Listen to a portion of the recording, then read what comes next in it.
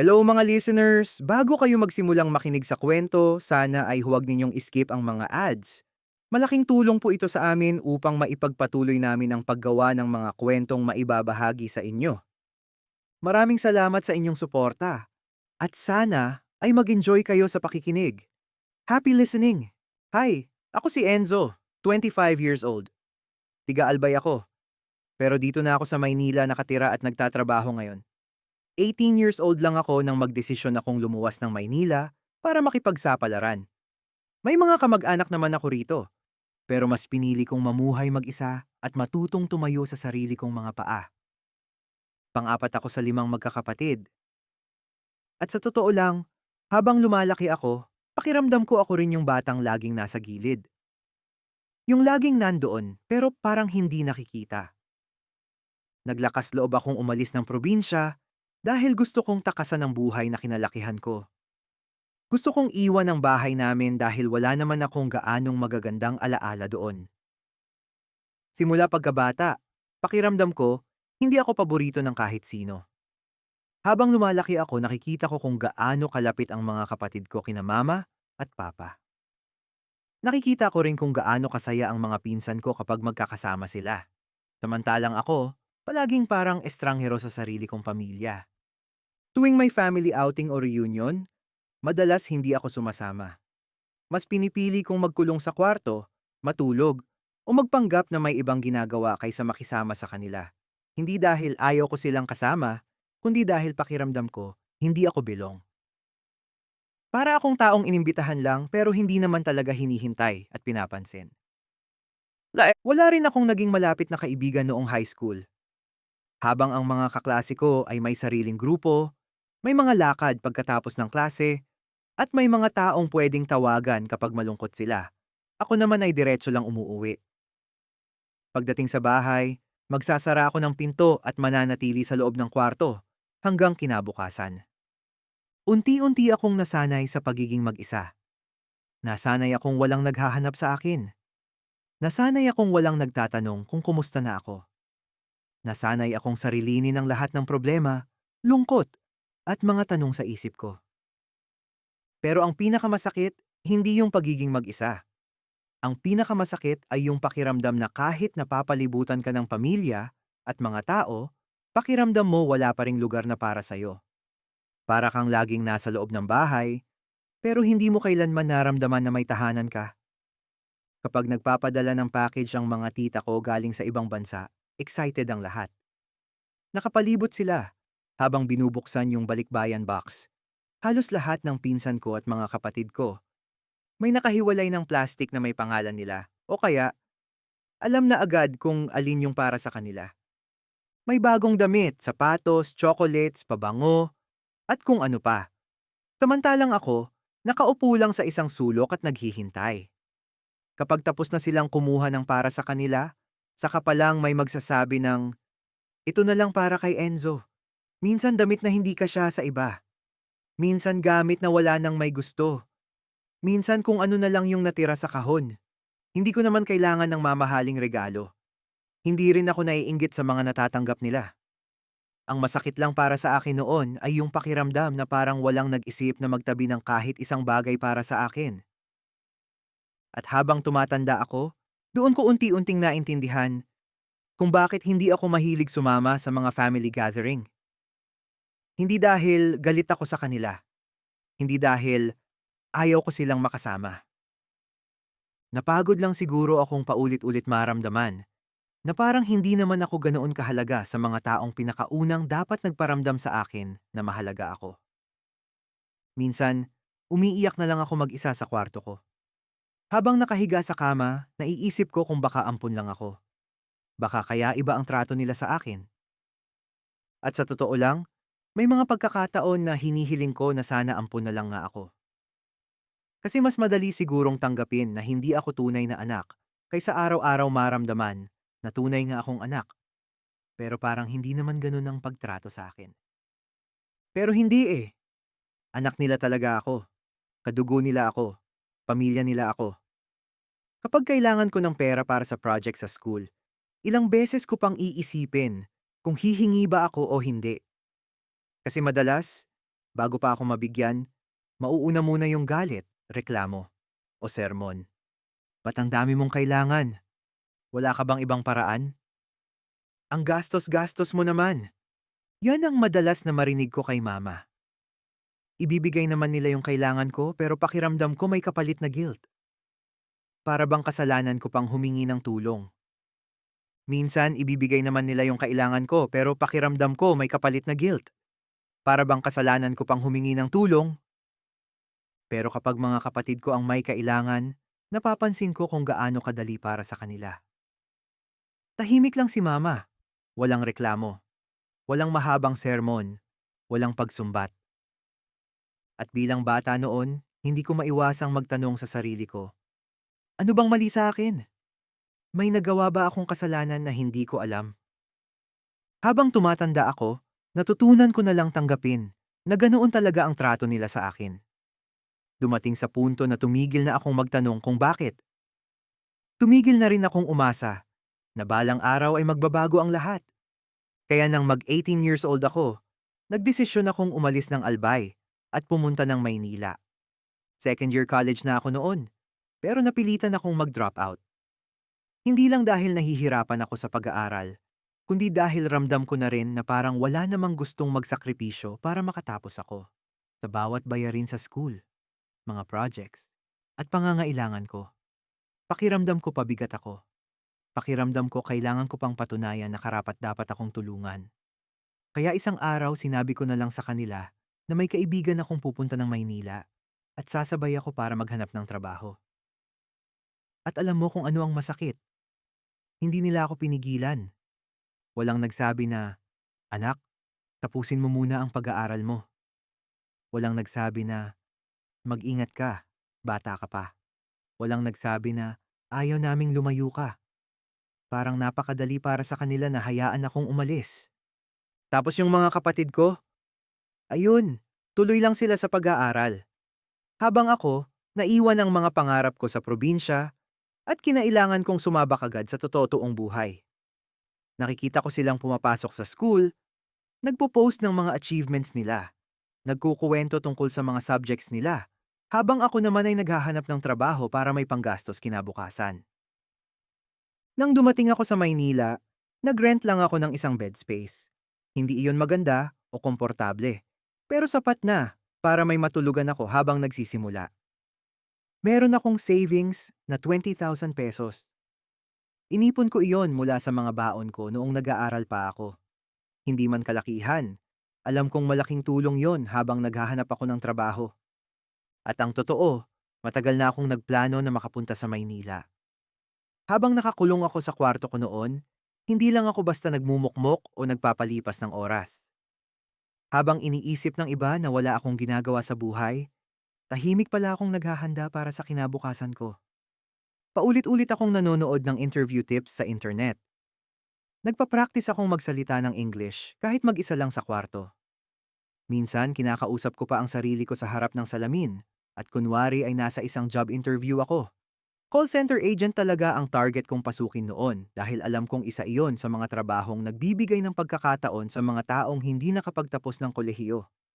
Habang ang iba ay abala sa barkada, gala, o kung ano-anong bagay, ako naman ay tahimik na naghahanda para sa araw na makakaalis ako sa buhay na ayaw ko. Kaya nang dumating ako sa Maynila, hindi ako pumunta rito para mangarap pa lang. Pumunta ako rito para tuparin ang plano ko. At sa loob lamang ng 2 linggo, natanggap agad ako sa isang call center company. Nang magkaroon ako ng trabaho, hindi ko naman sila tinalikuran. Sa katunayan, tuwing sasahod ako, nagpapadala pa rin ako ng pera kay mama at papa. Kahit na marami akong hinanakit sa kanila, kahit na maraming beses akong nasaktan at nakaramdam na parang hindi ako mahalaga sa pamilya namin, hindi ko pa rin sila nakalimutan.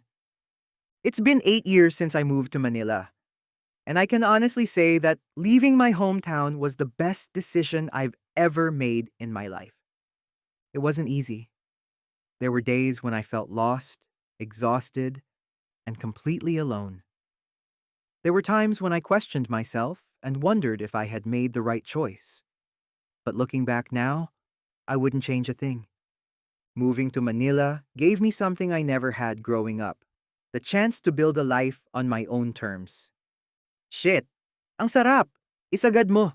Sabi niya. Hinigpitan ko ang hawak sa bewang niya at sinagadhangang sa makaraos ako.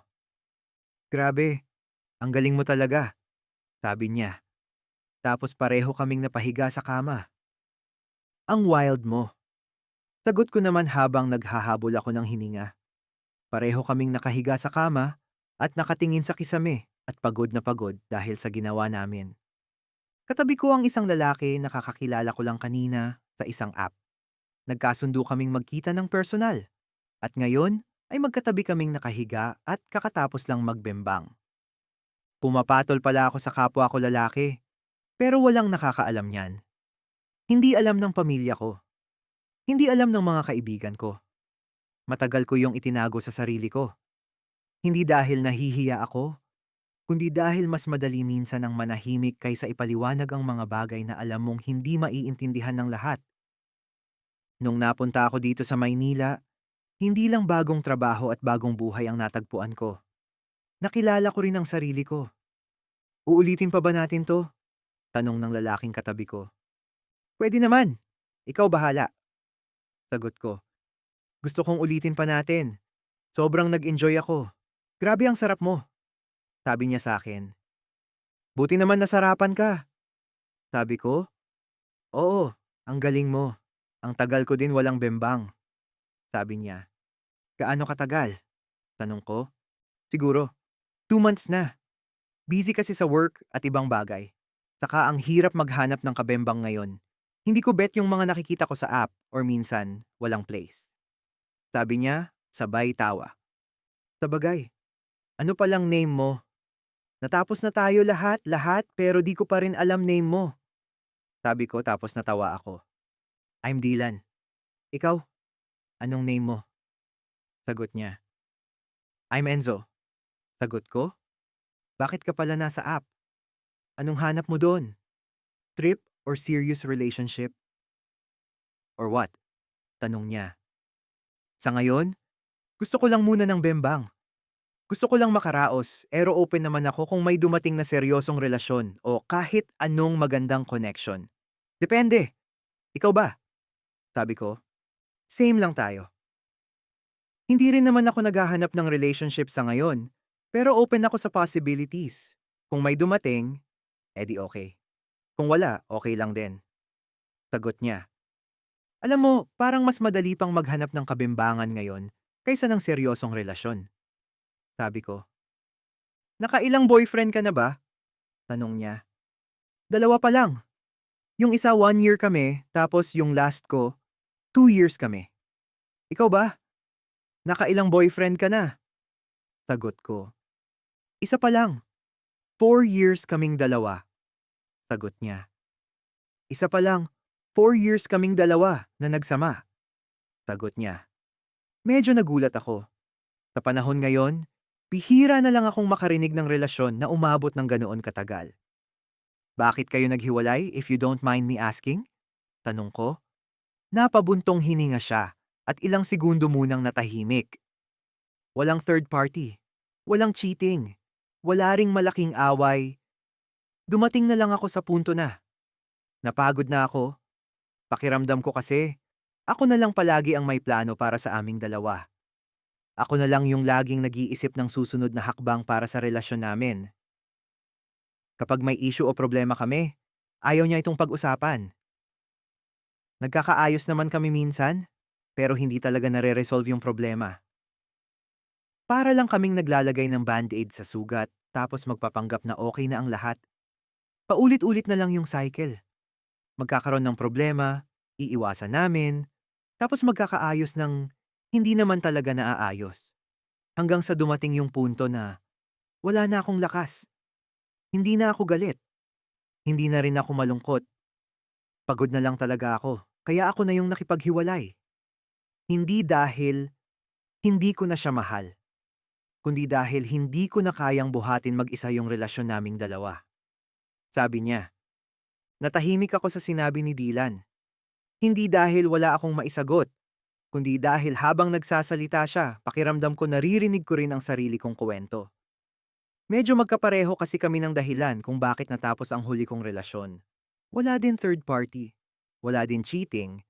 Na fall out of love na lang ako kasi pakiramdam ko mag-isa lang ako sa relasyon. Kaya habang nakikinig ako kay Dylan, sobrang naiintindihan ko siya. Dahil may mga relasyon talagang hindi natatapos. Dahil may nagloko o may nagkulang sa pagmamahal. Minsan natatapos ang isang relasyon dahil napagod na ang isang tao na lumaban para sa dalawa. At sa totoo lang, iyon ang isa sa pinakamalungkot na klase ng paghihiwalay. Yung wala kang galit na dala, wala kang taong masisisi, pagod na pagod ka lang. At alam mong kahit gaano mo pa kamahal ang isang tao, hindi mo kayang buhatin ng mag-isa ang isang relasyong dapat dalawa kayong lumalaban. Pagkatapos ng unang pagkikita namin ni Dylan, akala ko iyon na ang una at huli. Akala ko isa lang siya sa mga taong makikilala ko sandali at pagkatapos ay tuluyan ng mawawala. Parang bembang now, kalimot later. Pero hindi, naulit ng maraming beses yung bembangan namin. Tapos naging bembang body kami. Kapag inaaya ako ni Dylan ng bembangan, hindi ako makatanggi kasi sobrang sarap din niya. Ang manly niya. Matangkad. Masarap humalik at game na game sa kahit anong posisyon at trip. Sobrang sarap talaga niya. Ramanood ng sine kapag pareho kaming may libreng oras. Minsan naman, nagyayaya siya ng hiking tuwing weekend. May mga araw ding sabay kaming nagja-jogging. At pagkatapos ay kakain sa kung saan habang nagkukwentuhan tungkol sa buhay. At habang tumatagal kaming magkasama ni Dylan, mas lalo ko siyang nakikilala. At sa bawat araw na lumilipas, mas lalo ko rin siyang nagugustuhan bilang isang tao. Hindi lang dahil mabait siya o masarap siyang kasama, kundi dahil napakataas ng emotional intelligence niya. Si Dylan yung klase ng tao na marunong makinig ng hindi ka hinuhusgahan. Kapag nagsasalita ka, hindi siya naghihintay ng pagkakataong makasingit o magbigay agad ng opinyon. Nakikinig talaga siya para maintindihan ka. One time, nilagnat ako ng matindi. Nakahiga lang ako sa kama. Sinabi ko kay Dylan na may lagnat ako, pero hindi ko naman inaasahang pupuntahan niya. Makalipas ang ilang oras, may kumatok sa pinto ng apartment ko. Pilit akong tumayo kahit nahihirapan ako. Pagbukas ko, nakita ko si Dylan, na may dalang pagkain at ilang gamot. "Anong ginagawa mo dito?" Tanong ko. "Titingnan ko lang kung buhay ka pa," biro niya. "Baliw, gusto mo ba akong mamatay na?" Sabi ko. "Hindi, wala nang bebembang sa akin na magaling." Sagot niya sabay tawa. "Bembang lang pala ang habol mo sa akin." Sabi ko. "Oo naman. Ano pa ba?" Sabi niya tapos tumawa ulit siya. Saglit siyang tumahik, tapos nagsalita ulit siya. "Joke lang. I'm so worried about you. Kaya nandito ako. Alam ko mahirap magkasakit kapag mag-isa ka lang. Gusto kitang alagaan saglit." Sabi niya. Hindi ko alam kung ano ang sasabihin ko. Medyo na-touch ako sa sinabi ni Dylan. Mabilis akong maapektuhan kapag may taong nagpapakita ng kabutihan sa akin. Hindi dahil desperado ako sa atensyon. Kasi simula pagkabata, pakiramdam ko invisible ako. Pakiramdam ko ako yung batang laging nandon, pero hindi napapansin. Hindi ako paborito. Yung hindi hinahanap kapag nawawala. Habang lumalaki ako, nasanay akong huwag umasa na may mag-aalala para sa akin. Nasanay akong sarilinin ang mga problema ko. Nasanay akong maging independent dahil pakiramdam ko wala naman akong ibang choice. Kaya kapag may taong kusang nagtatanong kung kumusta ako, natatandaan ko iyon. Kapag may taong nag-aalala sa akin, natatandaan ko iyon. Kapag may taong nagpapakita ng kabutihan nang walang hinihinging kapalit, natatandaan ko iyon. Dahil para sa ibang tao, normal lang ang mga bagay na yon. Pero para sa isang taong lumaking pakiramdam niya, ay hindi siya paborito ng kahit sino. Sobrang big deal sa akin kapag meron taong mabait sa akin. Habang nakaupo ako sa couch, tahimik lang si Dylan na nakaupo sa tabi ko. Maya-maya, kumuha siya ng maliit na bimpo at binasa ito ng maligamgam na tubig. Kainin mo yung mga niluto ko at dinala ko na pagkain ah. Sabi niya habang pinupunasan ang likod ko. Sige, magpapagaling agad ako para makapagbembang na tayo ulit. Natatawang, sabi ko. Good, miss ko na yung ratbo mo. Sabi niya sabay tawa. Natawa din ako. Wawasakin kita kapag magaling na ako. Sagot ko. Aasahan ko yan. Sabi niya, tapos tumawa kaming dalawa. Habang pinupunasan niya ako ng maligamgam na tubig, hindi ko maiwasang titigan siya. Ang sarap pala sa pakiramdam na may taong nag-aalaga sa'yo kapag hindi ka okay. Yung may taong nag-aalala kung nakakain ka na ba. Yung may taong nagtatanong kung kumusta na ang pakiramdam mo. Yung may taong kusang pumupunta para samahan ka kahit wala naman siyang obligasyon na gawin iyon. Habang nakatingin ako kay Dylan, may kung anong kirot sa dibdib ko. Hindi dahil nalulungkot ako, kundi dahil naisip ko kung gaano ako kasanay na harapin ang lahat ng mag-isa. Sige na, aalis na ako. Mag-chat ka sa akin mamaya sabihin mo kung ano na ang nararamdaman mo o kung okay ka na, para hindi ako nag-aalala kakaisip sa'yo. Sabi niya. Napangiti ako. Sobrang gaan ng pakiramdam ko nang marinig ko iyon. Tumayo ako at dahan-dahang lumapit sa kanya, tapos niyakap ko siya. Opo, salamat. Mahina akong sabi. Sa buong araw na may sakit ako, hindi gamot ang pinaka nakapagpagaan ng pakiramdam ko. Hindi rin yung pagkain na dinala niya, kundi yung simpleng katotohanang may taong nagpakita, nag-alaga, at nagparamdam na mahalaga ako. At habang pinapanood ko siyang lumabas ng pinto ng apartment ko, hindi ko na maitanggi sa sarili ko ang isang bagay. Unti-unti na yata akong nahuhulog kay Dylan. Pagkatapos kong gumaling mula sa lagnat, inaya ko si Dylan na kumain sa labas at manood ng sine. Tapos nag-check-in kami sa Sogo para magbembang. Dahil matagal kaming walang bembang. Sobrang sabik namin sa isa't isa kaya nung matapos kaming magbem, sobrang pagod na pagod kami. Grabe, pinagod mo ako pero worth it, sabi ni Dylan. Namiss kita ng sobra eh. Sabi ko, ako din, sabi niya. Ayaw ko nang maging bembang body tayo. Sabi ko sa kanya. Anong ibig mong sabihin? Tanong niya. Gusto ko akin ka na. Gusto kitang maging boyfriend. Mahal na kita, Dylan. Sabi ko. Saglit siyang natahimik. At kinakabahan ako sa sasabihin niya. Ayaw ko nang maging bembang body tayo. Sabi ko habang nakatingin sa kanya. Anong ibig mong sabihin? Tanong niya. Gusto ko na akin ka. Gusto kitang maging boyfriend. Mahal na kita. Sabi ko. Tahimik lang si Dylan habang nakatingin sa akin. Kinakabahan ako sa sasabihin niya. Natatakot ako na i-reject niya ako. Mahal din kita. At gustong-gusto kitang maging boyfriend. Sagot niya. Sobrang saya ko nung marinig ko yun. Sa unang pagkakataon matapos ang mahabang panahon, naramdaman ko ulit ang isang bagay na akala ko matagal nang nawala sa akin. Yung pakiramdam na may taong pinili ako. Hindi dahil kailangan niya ako. Hindi dahil convenient ako, kundi dahil mahal niya ako. At para sa isang taong lumaking pakiramdam niya, ay hindi siya paborito ng kahit sino, iyon ang isa sa pinakamagandang pakiramdam sa buong mundo. Nung naging boyfriend ko si Dylan, parang sunod-sunod na ring dumating ang magagandang bagay sa buhay ko. Hindi dahil siya ang dahilan ng lahat ng tagumpay ko, pero naging inspiration ko siya to do better, to improve my life, to improve myself. Isa sa pinakamalaking pagbabago ay ang career ko. Matagal ko ng pangarap na makapasok sa freelancing at magkaroon ng online work. Ilang beses akong nag-apply, nag-aral ng mga bagong skills, at sumubok kahit maraming rejections ang natanggap ko. At sa wakas, natupad din yon. Hindi lang isang client ang nakuha ko, kundi 3 clients. At sa wakas, nakaalis na rin ako sa call center industry. At sa unang pagkakataon sa buhay ko, hindi na puro survival ang iniisip ko. Naka-move out na ako sa bagong kondo. Nakakapag-ipon na ako. Nakakapagplano na ako para sa future. Nakakabili na ako ng mga bagay na dati ay hanggang tingin lang ako. Nakapag-travel na rin kami ni Dylan sa iba't ibang bansa. Mga lugar na dati nakikita ko lang sa mga videos at pictures online.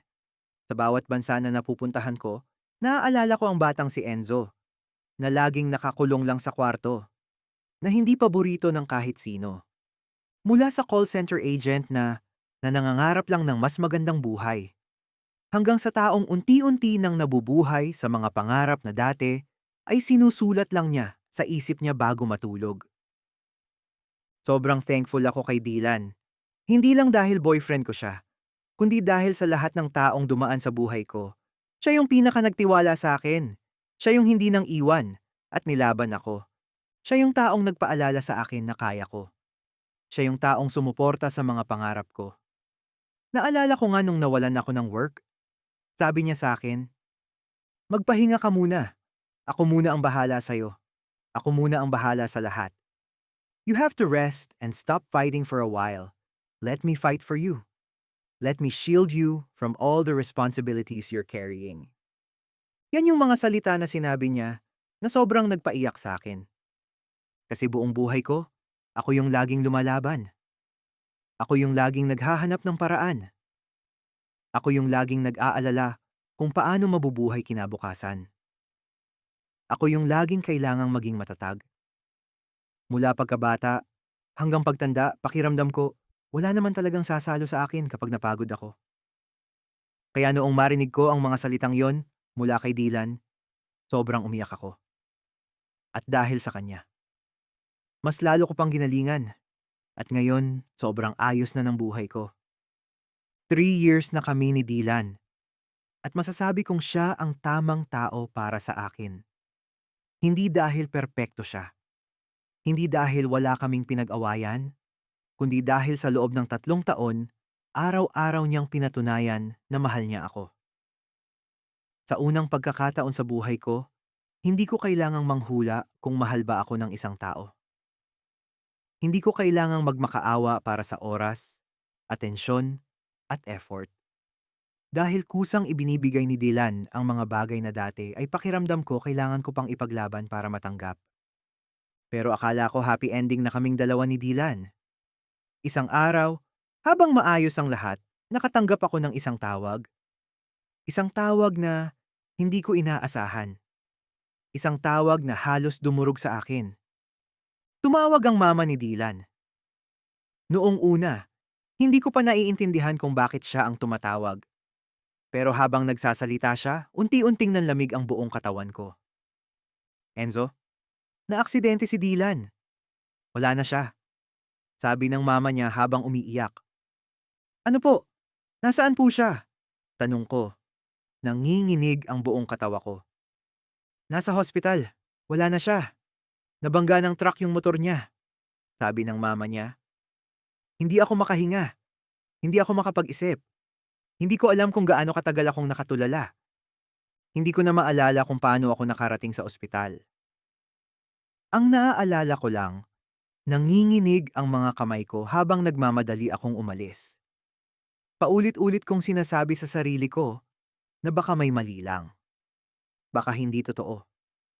Baka pagdating ko doon, makikita ko siyang nakahiga sa hospital bed at sasabihin niyang, ayos lang siya. Ayokong paniwalaan ang narinig ko. Pero pagdating ko sa ospital, nakita ko agad ang pamilya niya. At sa mga mukha nila, alam ko na. Alam ko na bago pa man sila magsalita. Lumapit ako sa mama niya.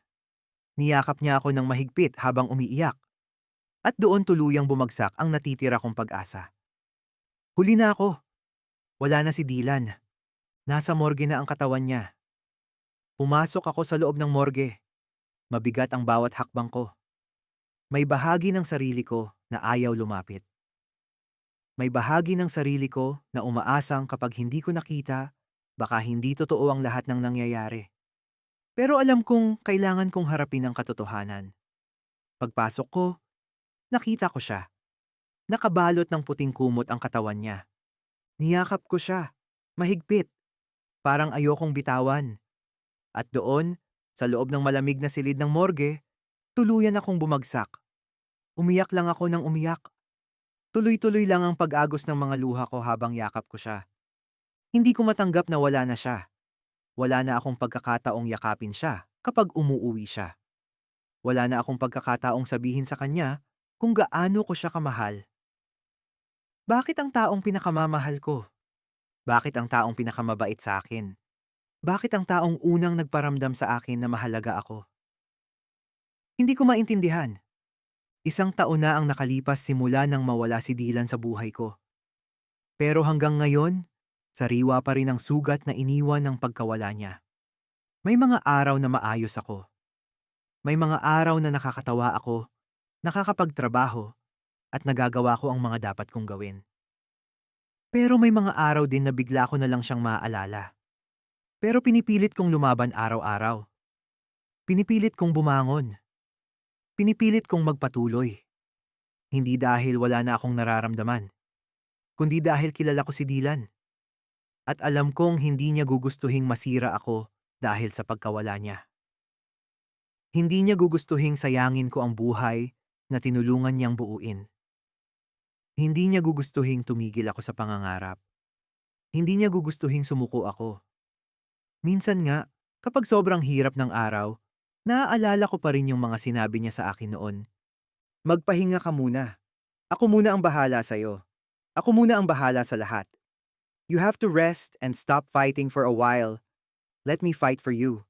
Let me shield you from all the responsibilities you're carrying. Dylan gave me hope. He gave me hope that there are still people out there who will love me. For most of my life, I felt invisible. I grew up believing that I was never anyone's favorite. I was the child who felt forgotten, the person who always seemed to matter a little less than everyone else. Because of that, a part of me started believing that maybe love was something meant for other people, not for me. But then Dylan came into my life. He loved me in ways I never knew I needed. He stayed when things were difficult. He listened when I needed someone to hear me. He gave me proof. Proof that I was worth choosing. Proof that I was worth fighting for. Proof that I was capable of being loved completely and genuinely. Even though he's gone now, the greatest gift he left behind wasn't the memories, the trips, or even the years we spent together. It was hope. Hope that real love exists. Hope that I was never too broken to be loved. Hope that despite everything I went through, there would always be people capable of seeing my value. Kaya sa mga taong pakiramdam nila ay hindi sila paborito, hindi sila napapansin, at hindi sila karapat-dapat mahalin, at lagi na lang mag-isa. I want to tell you, you are worth it. You are worthy of love. You are worthy of being chosen. Please don't let your current circumstances convince you that this is all you're worth. Dahil balang araw, may taong makakakita ng halaga ninyo. May taong pipili sa inyo kahit wala kayong kailangang patunayan. Being forgotten doesn't mean you're worthless. There are people out there who will see your worth. People who will stay. People who will love you in ways you never thought possible. So don't give up on yourself. Keep going. Keep growing. Keep believing that better days are ahead. And while you're still waiting for the person who will truly love you, love yourself first. Be kind to yourself. Be patient with yourself. Because the relationship you have with yourself will always be the longest relationship of your life. And until the day someone comes along and loves you the way you deserve to be loved, choose yourself. And love yourself the way you've always wanted to be loved. Don't miss out on our latest wild and unfiltered stories. Subscribe now to The Vibe is Unfiltered on YouTube and follow us on X, Instagram, and TikTok at The Vibe is Unfiltered. For extra updates and more kwento, like and follow our Facebook page, The Vibe is Unfiltered. Stay tuned! Mas marami pa kaming pasabog na stories for you.